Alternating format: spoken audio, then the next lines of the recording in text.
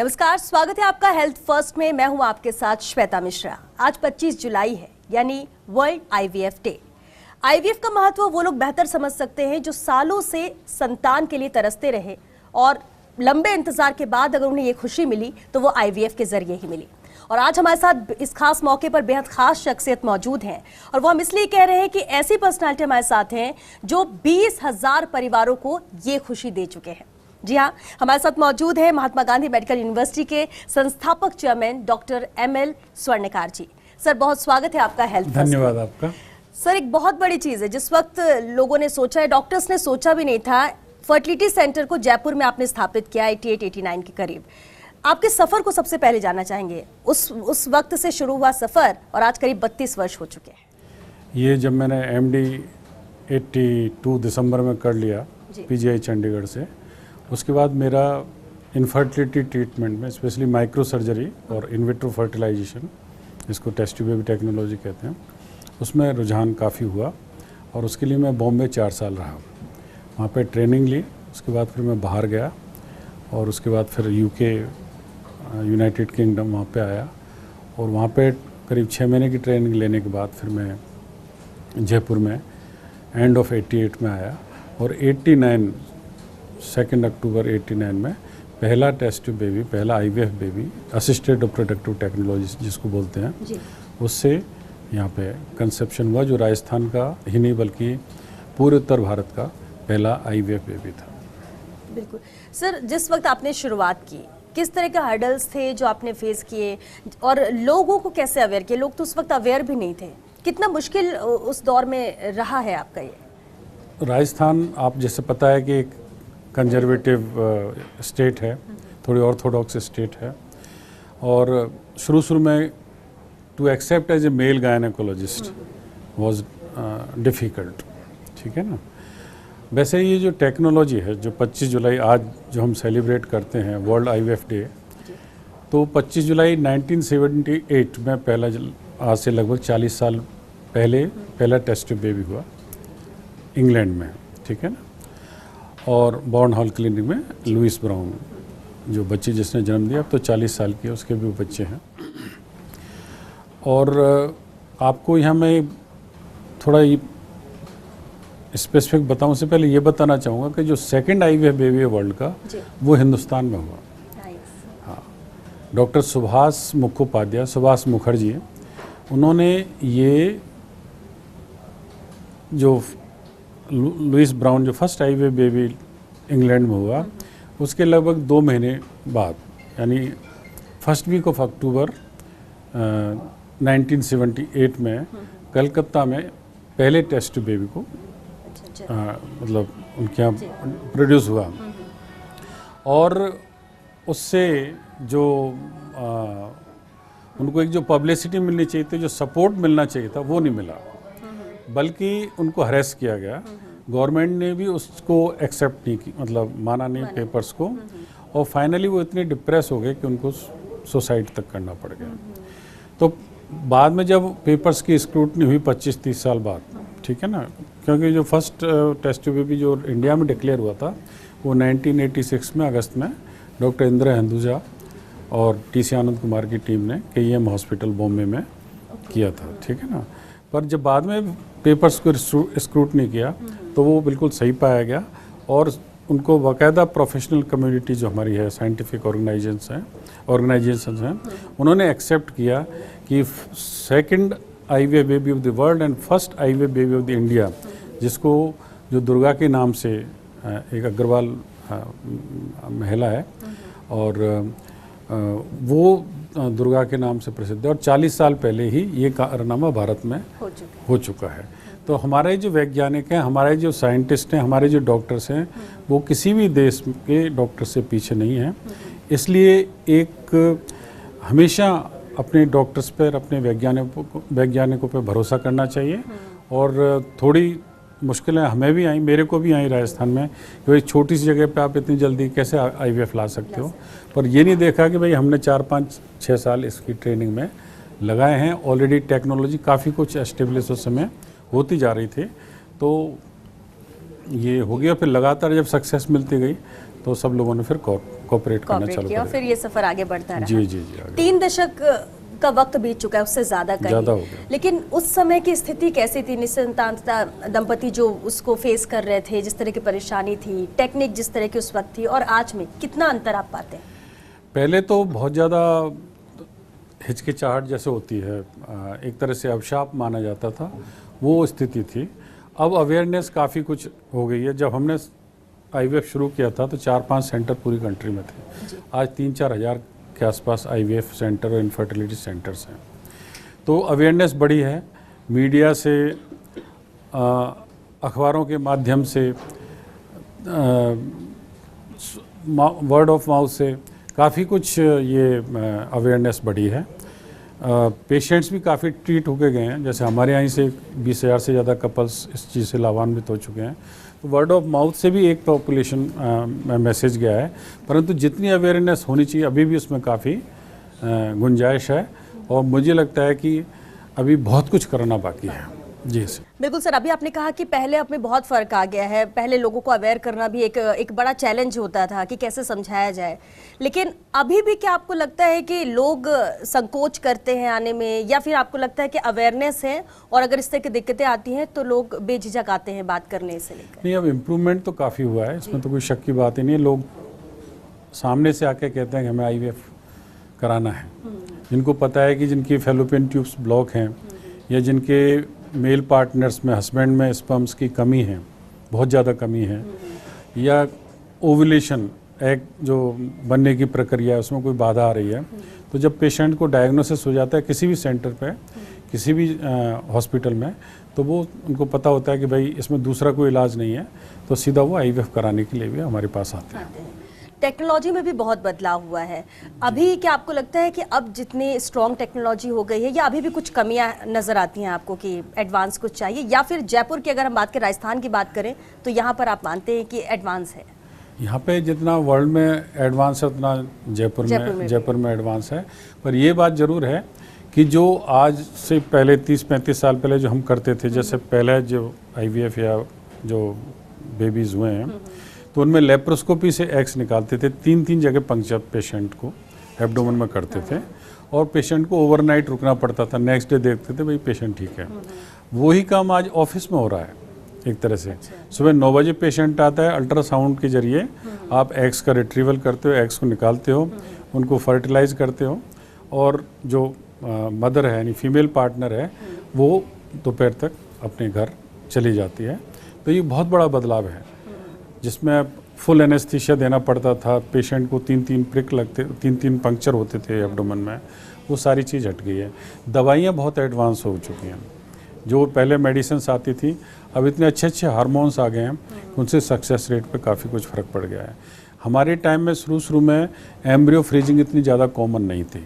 अब ऑलमोस्ट कई सेंटर्स ऐसे हैं जो फ्रीज ऑल एम्ब्रियोज करते हैं, सारे एम्ब्रियोज को पहले फ्रीज कर लेते हैं, और फिर नेचुरल साइकिल में या प्रिपेयर्ड साइकिल में वो आईवीएफ या टेस्ट ट्यूब बेबी करते हैं। तो ये टेक्नोलॉजी में इजाफा हुआ है। दूसरा जो टेक्नोलॉजी में इजाफा हुआ है कि पहले एक स्पर्म को फर्टिलाइज करने के लिए 50,000 से 1 लाख स्पर्म आपको चाहिए होते थे। नॉर्मल काउंट, नॉर्मल फर्टिलाइजेशन के लिए करीब 2 करोड़ 20 मिलियन स्पर्म्स चाहिए, ठीक है ना। वहीं आईवीएफ में आप स्पर्म्स को प्रिपेयर करके करीब 50,000 पर एग, और लेट से 1 लाख पर एग, 50 से 1 लाख के बीच में आप प्रिपेयर्ड जो स्पर्म होते हैं, प्रोसेस्ड स्पर्म्स होते हैं, उनसे आप फर्टिलाइजेशन कर सकते हो कन्वेंशनल आईवीएफ में। पर यदि किसी पुरुष के जो मेल पार्टनर है कपल में, उसमें यदि इतने भी स्पर्म्स नहीं हैं, लेस देन 5 मिलियन है, लेस देन 10 मिलियन है, लेस देन 1 मिलियन है, या एक हाई पावर फील्ड में सिर्फ एक ही स्पर्म दिख रहा है, ठीक है ना, तो ऐसे केसेज में आप एक स्पर्म को सेलेक्ट करके और एग में इंजेक्ट कर सकते हो, जिसको इंट्रासाइटोप्लाज्मिक स्पर्म इंजेक्शन टेक्नोलॉजी बोलते हैं, सिंगल स्पर्म इंजेक्शन टेक्नोलॉजी। उससे भी वो अपनी खुद की संतान को जन्म दे सकते हैं, धारण कर सकते हैं। तो ये बहुत बड़ा टेक्नोलॉजी में बदलाव है, जहाँ करोड़ों स्पर्म्स की जगह लाख या हज़ार पर आ गए। अब आप एक स्पर्म हैं, उसके बाद फिर फर्दर एडवांसमेंट इस टेक्नोलॉजी में हो गया कि मान लो मैच्योर स्पर्म ही नहीं है, सिर्फ उसका हेड स्पर्म का मिल जाता है, उसको राउंड स्पर्मेटेड न्यूक्लियर इंजेक्शन कहते हैं। यदि न्यूक्लियर मटेरियल मिल जाता है स्पर्म का, उसको भी आप इंजेक्ट करके, हालांकि वो सक्सेस वो technology because of the low success इतनी ज़्यादा पॉपुलर नहीं हो पाई, और जो पहला रोशनी राउंड स्पर्म न्यूक्लियर इंजेक्शन वो जयपुर में हमने ही किया था। और ये जो डिफरेंट टेक्नोलॉजी आई हैं वो काफ़ी एडवांसमेंट हुए हैं, और उससे फर्दर एक एडवांसमेंट और हो गया है कि सक्सेस जो पहले 15-20% थी, ठीक है ना, वो सक्सेस आज 50-60-70% तक पहुंच गई है। उसका कारण क्या है कि आप एम्ब्रियोज हैं, एक तो मीडिया बहुत अच्छे आ गए जिसमें आप ग्रो करते हो, कल्चर मीडिया जिसको बोलते हैं, जिसमें इंक्यूबेशन करते हो एग्स का और स्पर्म को फर्टिलाइज करके, वो बहुत अच्छे हो गए हैं। दवाइयाँ बहुत अच्छी हो गई हैं, आपकी इवेल्यूएशन ऑफ द यूट्रस बहुत बढ़िया हो गया है, और साथ ही आप प्री इम्प्लांटेशन जेनेटिक टेस्टिंग कर सकते हो कि भाई जो हम एम्ब्रियो ट्रांसफ़र कर रहे हैं वो नॉर्मल है कि नहीं, उसके जो क्रोमोजोम्स हैं वो नॉर्मल हैं एबनॉर्मल हैं। अब हो क्या रहा है कि लेट शादियां होती हैं, ठीक है ना, बच्चे कैरियर ओरिएंटेड ज़्यादा हो गए हैं, लाइफ स्टाइल इस तरह की हो गई है, तो जो पहले शादी 20-22-25 साल तक हो जाती थी वो अब 30-35 साल पे हो रही है। तो ऐसे केसेज में डाउन सिंड्रोम आपने काफ़ी पॉपुलर नाम सुना होगा, मतलब काफ़ी कॉमन ये सॉर्ट ऑफ इलनेस है, मतलब प्रॉब्लम है जो संतान में होती है। तो उस चीज़ को, उन एम्ब्रियोज को आप सेलेक्ट करके हटा देते हो, उनको आप ट्रांसफ़र नहीं, उसको आप इम्प्रूव तो नहीं कर सकते हो पर उनको अलग कर देते हो, सिर्फ जो नॉर्मल एम्ब्रियो हैं उनको ट्रांसफ़र करते हो, तो उससे आपको स्वस्थ बच्चा होता है, और सक्सेस रेट भी 50-60-70% था, depending on the so many other factors, age of the female partner and other comorbidities. तो इतनी ऑलमोस्ट आप कह सकते हो कि 3-4 गुना सफलता की दर बढ़ गई है पहले से। बिल्कुल, और ये एक सवाल ये लोगों के जहन में उठता भी था कि इसकी सक्सेस रेट है नहीं है, कराने पे भी क्या है, कराने जाए या नहीं जाए, बहुत सारी ऐसी चीज़ें। लेकिन जिस तरह से आपने बताया कि अलग अलग टेक्निक, एडवांस टेक्निक आती रही, और जिस पेशेंट को जैसी ज़रूरत है उस हिसाब से डॉक्टर इस्तेमाल करके, और ये बेनिफिट उन फैमिलीज़ को मिल पाता है। क्योंकि सर अभी बिल्कुल आपने टेक्निक्स के बारे में बताया कैसे शुरुआत हुई, लेकिन IVF टेक्निक कैसे काम करती है, और इससे जुड़े भी कुछ और भी हमारे दर्शक ये जानना भी चाहते होंगे कि कैसी ये टेक्निक है, कितना इससे फ़ायदा है, और क्यों इसके साथ जाना चाहिए अगर कोई दंपति परेशान है, उसको भी लेकर आपसे हम सवाल करेंगे और जानना चाहेंगे। लेकिन फिलहाल एक छोटे से ब्रेक के लिए रुकेंगे, जल्द हाजिर होते हैं इस ब्रेक के बाद।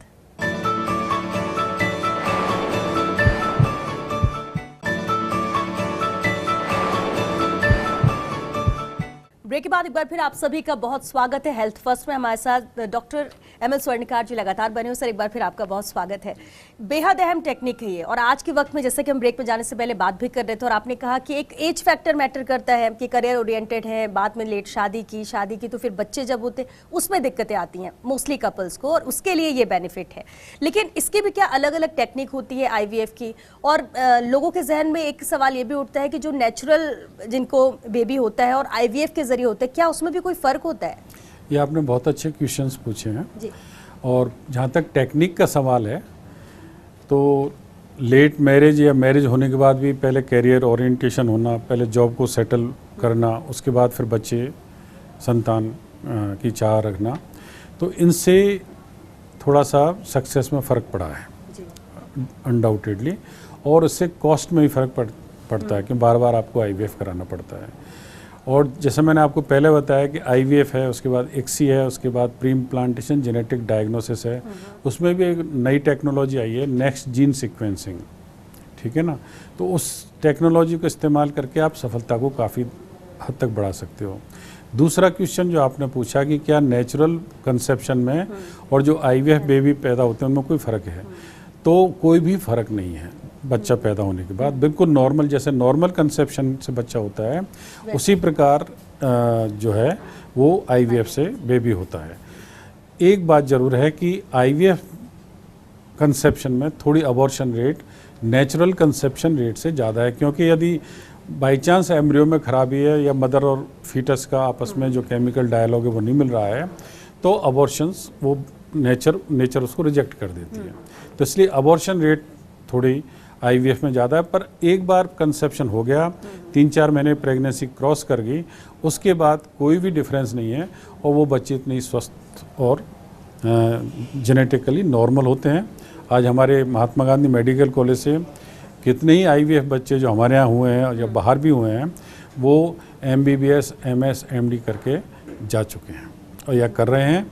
कई इंजीनियर्स बन गए हैं, कई IPS बन गए हैं। यानी ये डाउट तो जहन से निकाल देना चाहिए कि बिल्कुल कुछ अंतर होता ना है। ना ना, हाँ, जैसे बस माँ एक बाप के टेक्निक ही जीन्स है, हैं हाँ, बिल्कुल। जिस तरह से हैं वो उसमें आएंगे, वैसे ही तो आएंगे। कोई फर्क नहीं पड़ता। बिल्कुल, लेकिन एक चीज़ और देखने को मिलती है, जब परिवार में संतान का इंतजार करते हैं और उसमें महिलाओं को ही इसके लिए उस पर सवाल उठता है दोषी, तो क्या वाकई में ऐसा होता है या इस मानसिकता को बदलना होगा और ये जानकारी बेहद ज़रूरी है? ये मानसिकता काफ़ी कुछ बदल चुकी है, फिर भी मुझे लगता है कि अभी अवेयरनेस होना बहुत बाकी है। ठीक है ना, पहले तो शुरू में पुरुष को दोषी नहीं माना जाता था, दूसरी शादी कर लेते थे या महिलाओं को प्रताड़ित किया जाता था, वो सारी चीज़ें थी। पर जब से माइक्रोस्कोप आया उसमें देखा कि सीमन में शुक्राणु ही नहीं है, तो उसके बाद पता लगा कि भाई पुरुष भी इस चीज़ के लिए, मेल पार्टनर भी इनफर्टिलिटी के लिए जिम्मेदार है। और अब ये स्टैटिस्टिक्स से आज से 50 साल से क्लियर हो गया है कि 40-50% केसेज में फीमेल पार्टनर जिम्मेदार है, 40-50% पेशेंट में मेल पार्टनर जिम्मेदार है और 20% पेशेंट में आप कह सकते हो कि दोनों 40 एंड 20 इस तरह से दोनों पार्टनर जिम्मेदार हो सकते हैं। तो ये सोचना कि भाई सिर्फ इसमें महिला ही दोषी है, बिल्कुल गलत है, पुरुष भी दोषी हो सकता है। इसको इस तरह से लेना पड़ेगा आपको कि जैसे आपको डायबिटीज़ होगी तो आपका कोई दोष नहीं है, आपको ब्लड प्रेशर हो गया, कोई भी कैंसर हो गया, आपका इसमें कोई ज़्यादा दोष नहीं है। तो इसी प्रकार ये भी इनफर्टिलिटी भी एक बीमारी है, हो गई तो इसका इलाज संभव है, आप जाइए इलाज कराइए, आपको सफलता मिलेगी। और इनफर्टिलिटी की एक खास वजह आपको क्या लगती है, क्यों अब इतना ज़्यादा ये बढ़ा है? उसका रीज़न क्या है? अपना रूटीन, अपनी लाइफस्टाइल ही है? दो चीज़ें श्वेता जी इसमें। पहला तो है कि क्लिनिकल कारण 4 हैं, 3 तो महिलाओं में है, 1 पुरुष में है। ठीक है ना, महिलाओं में क्या कि जैसे अंडे नहीं बन रहे हैं, अंडाशय में कोई खराबी है, हार्मोनल डिफेक्ट है, एनोवुलेशन या ओलिगो ओवुलेशन मतलब एग्स टाइमली प्रोड्यूस हर महीने में जो होते हैं वो प्रोड्यूस नहीं हो रहे, तो वहाँ पे कोई खराबी है। ठीक है ना, दूसरा फैलोपियन ट्यूब होती है, जो नली होती है गर्भाशय को और अंडे को कनेक्ट करती है। ठीक है ना, तो उसमें यदि कोई रुकावट है, कोई इन्फेक्शन की वजह से, ट्यूबरक्लोसिस अपने देश में बहुत कॉमन है, और भी क्रॉनिक इन्फेक्शन है, यूरिनरी ट्रैक्ट इन्फेक्शन हो गया, बचपन में किसी बच्ची को अपेंडिसाइटिस हो गई और उससे पेल्विक में इन्फेक्शन चला गया, वहाँ से फैलोपियन ट्यूब बंद हो गई, ऐसे कई कारण हैं। या कोई ट्यूबेक्टमी कराई, उसके बाद बच्चे नहीं रहे या दूसरी शादी कर ली तो फिर ट्यूब बंद हो गई, या फिर गर्भाशय की लाइनिंग में ही कोई खराबी आ गई, तो अंडेदानी में खराबी हो सकती है, ओवरीज में खराबी हो सकती है, फैलोपियन ट्यूब में खराबी हो सकती है, यूट्रस, एंडोमेट्रियम या सर्विक्स में खराबी हो सकती है।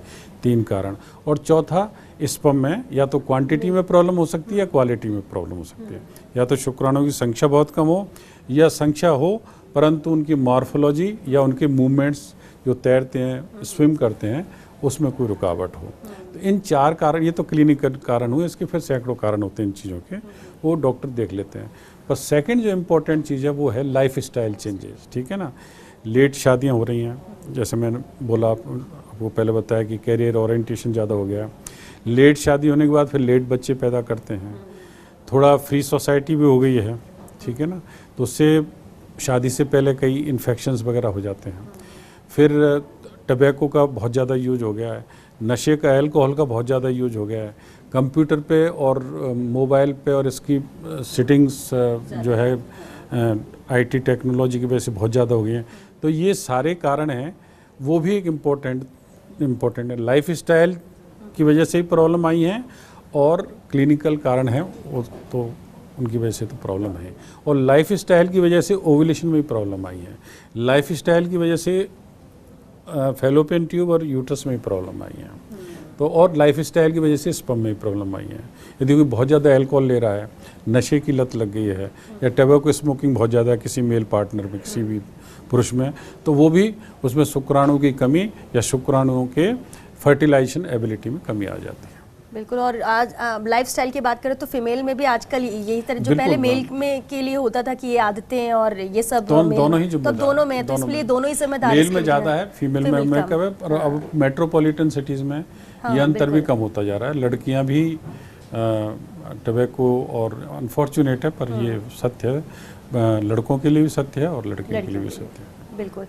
अवेयरनेस की आप बात कर रहे हैं सर, आपका एक्सपीरियंस जरूर समझना चाहेंगे। जब कपल्स आते हैं आपके पास, किस तरह से उनको कन्विंस करना होता है? क्योंकि सुनने के बाद तो लगता है कि हाँ जाके करा सकते हैं। क्या इसका जो प्रोसेस होता है बहुत टाइम टेकिन है, या फिर बहुत लेंदी होता है, या फिर बहुत ज़्यादा सावधानी बरतनी होती है? किस तरह की चीज़ें हैं, या फिर कह सकते हैं कि आसान है बस समझने की देरी है? आसान है, समझने की देरी हाँ, है। ठीक है, पहले था कि भाई 15-15 दिन, महीने भर पेशेंट रुक रहे हैं, प्रेगनेंसी होने के बाद भी 9 महीने तक रुक रहे हैं और डिलीवरी करा के जा रहे हैं। वो चीज़ अब बिल्कुल ख़त्म हो गई। आप ऑफिस में IVF कराइए, फर्टिलिटी सेंटर पे जाके, और दोपहर को, जैसे वेस्टर्न कंट्रीज में तो जो लेडीज़ हैं वो अपना गाड़ी चला के, खुद गाड़ी चला के ऑफिस जाती हैं। तो वो चीज़ तो टोटल एक तरह से कह दो कि रूल आउट हो गई है। इसको समझने वाली बात है। अब जो इंजेक्शन लगते हैं वो खुद घर पे लेडी लगा सकती हैं, उसका हस्बैंड लगा सकता है, घर में कोई दूसरा आदमी भी लगा सकता है। वो चीज़ भी कंप्लीट हो गई है। पर IVF का जो प्रोसीजर, जिस दिन एग रिट्रीवल कराना है और एम्ब्रियो ट्रांसफ़र करना है, उसमें आपको 5 से 7 दिन तक उस सेंटर पर या उस शहर में रहना पड़ता है जहाँ पे भी आप IVF कराने जाते हो। उसके बाद भी जहाँ फ्रीज ऑल एम्ब्रियोज साइकिल्स होती हैं, उसमें आप जिस दिन रिट्रीवल कराना है उस दिन आप आइए, आके रिट्रीवल कराइए और चले जाइए। फिर 2-3 महीने बाद वो एम्ब्रियो को फ्रीज करके रख लेते हैं। 2-3 महीने बाद जब भी आपको सहूलियत मिले, 2 दिन के लिए आइए, IVF कराइए, एम्ब्रियो ट्रांसफ़र कराइए और चले जाइए। बिल्कुल। और ये पूरी फैसिलिटी महात्मा गांधी में जयपुर मौजूद है? फर्टिलिटी सेंटर और महात्मा गांधी हॉस्पिटल दोनों जगह मौजूद है। लेकिन जैसे आपने भी बताया कि हाँ ज़्यादा प्रोसेस भी उतना लेंदी नहीं है, बहुत आसान है, बस अगर समझ लिया जाए तो। हाँ, एक बात है कि थोड़ा खर्च आता है। हाँ, ये बस मैं यही सवाल था सर अभी। नहीं, बिल्कुल कि इसमें अच्छा, और जैसे आपने कहा सक्सेस रेट पहले से बढ़ा है, सक्सेस रेट अभी कितना हुआ? क्या 50-60 या उससे ज़्यादा गया है? दूसरा कि लगभग कितनी कॉस्ट आती होगी? हमारे बहुत सारे व्यूअर्स देख रहे हैं, समझ भी रहे हैं, सोच रहे हैं, लेकिन एक आइडिया हो जाता है कि फिर भी इतना आपका कॉस्ट आ सकता है और आप जाके देखो, जो सक्सेस रेट है, यदि कोई मेजर डिफेक्ट नहीं है, सिर्फ फैलोपियन ट्यूब बंद है, ठीक है ना, सबसे अच्छा होता है मैकेनिकल कोई प्रॉब्लम है, जिसको सबसे पहले डिफ़िकल्ट मानते थे, वो अब सबसे सिंपल है। और यदि महिला की, देखो, fertility is the race against time, ठीक है ना। जैसे जैसे महिला की उम्र बढ़ती जाएगी, फर्टिलिटी और प्रेगनेंसी जो रेट है वो कम होती जाएगी। और एक मेनोपॉज आया तो उसके बाद तो प्रेगनेंसी होने का क्वेश्चन ही नहीं पैदा होता, ठीक है ना, नेचुरल कंसेप्शन से। तो यदि 35 साल से कम है महिला की एज और मैकेनिकल फैक्टर है, तो ऐसे केसेज में सक्सेस 60-70%, 50% से ज़्यादा डेफिनेटली मिलेगी आपको। वो चाहे पहली साइकिल मिल जाए या दूसरी में मिल जाए, तीसरी, मैक्सिमम 3 साइकिलों में ओवर 50% सक्सेस आपको मिल जाएगी।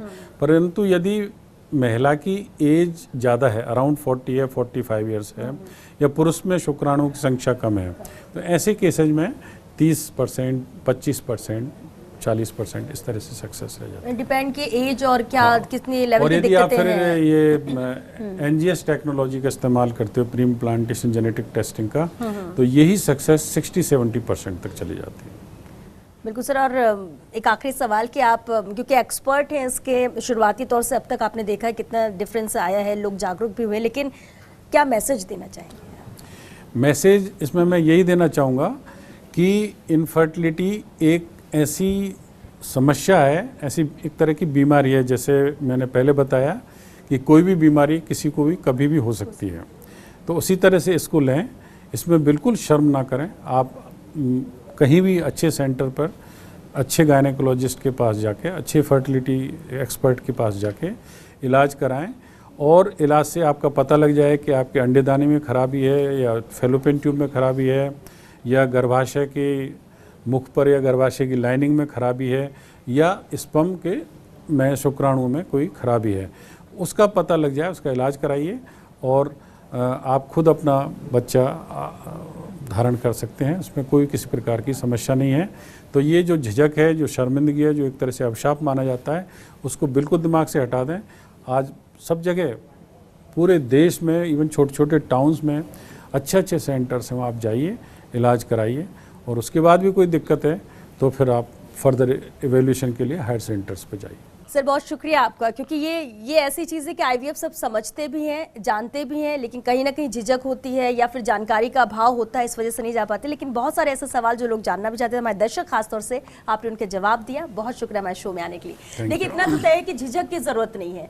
जैसे दूसरी बीमारियां होती हैं, इसमें भी कुछ हो सकता है, कुछ बीमारी उसका इलाज हो सकता है, और इलाज के बाद भी आप अपनी गोद में अपने बच्चे को खिला सकते हैं। और जब ये फैसिलिटी है, ये सुविधा है, तो फिर झिझकना क्यों? समझिए इसे, बहुत आसान है, जिस तरह से डॉक्टर स्वर्णकार ने भी ये बताया, और पूरी खुशी, पूरे परिवार को खुशी इससे मिल सकती है। तो इसमें झिझकने से ज़्यादा बेहतर है कि आप और ज़्यादा अवेयर होइए, जागरूक होइए, और इस टेक्निक को भी समझिए जो राजस्थान में, खासतौर से जयपुर में ही उपलब्ध है, और देश भर में तो है ही। और अब सबसे अच्छी बात यह है कि अब इसका सक्सेस रेट भी बढ़ चुका है, तो घबराने की भी ज़रूरत नहीं है। और कह सकते हैं कि जब खुशियाँ आपके घर आने के लिए तैयार हैं, जिनको ये समस्याएँ हैं, तो फिर घर में बैठने से कुछ नहीं होगा, इसका इलाज भी है, और आप घर से बाहर आपको निकलना ही होगा। चलिए इसी के साथ हेल्थ फर्स्ट में आज के लिए बस इतना ही। हमें दीजिए इजाजत। नमस्कार।